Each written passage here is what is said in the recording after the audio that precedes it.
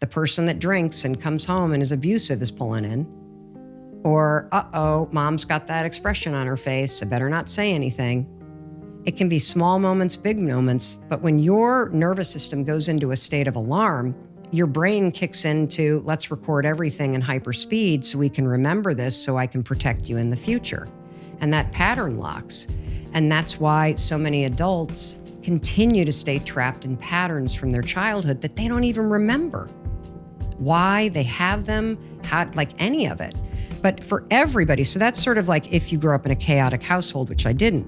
But I think what happens developmentally is, there's this moment when we're in elementary school, and none of us remember it, or at least I don't remember it, but it happens to everybody, where one day you walk into elementary school and you're like loving yourself and you're happy as a clam and you're just kind of walking up to whomever and you like yourself and you love yourself.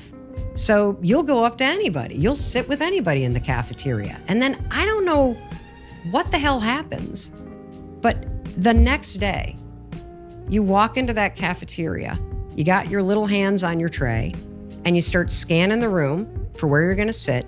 And all of a sudden that brain that is wired for self-love and self-acceptance flips into the sorting hat from Harry Potter.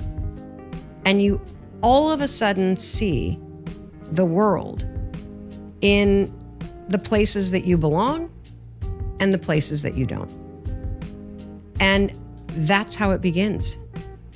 And your mind starts to tell you, you can't go there, you don't look like those kids, those are the sports kids, they're gonna, as a way to protect you.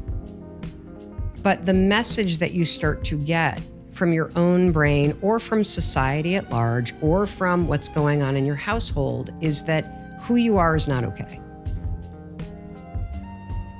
When I was reading about your story, we're talking about education there and schools, it seemed that you were quite, disorientated in college.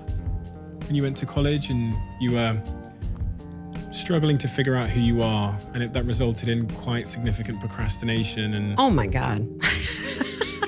Yes. So I'm very open about the fact that I struggled with anxiety for a long time. Yeah. And what's interesting about anxiety is that, I'm now talking to you from the perspective of being 53 years old. I was like really fucked up. And by fucked up, I mean, not that I was like stealing cars or breaking laws or doing anything like that, but I was not comfortable in my own body. And the way that I would describe it is, I think from that moment, literally, that moment in fourth grade that I just shared with you, it makes me really sad to think about the fact that I was just a fourth grader that had a traumatic experience. I didn't know, but my nervous system remembered. And so anytime I went to bed, I woke up the next morning with the sensation in my body that something was wrong. And any pattern of behavior or thinking that you start to repeat becomes a habit. Habits are just patterns. That's all that they are.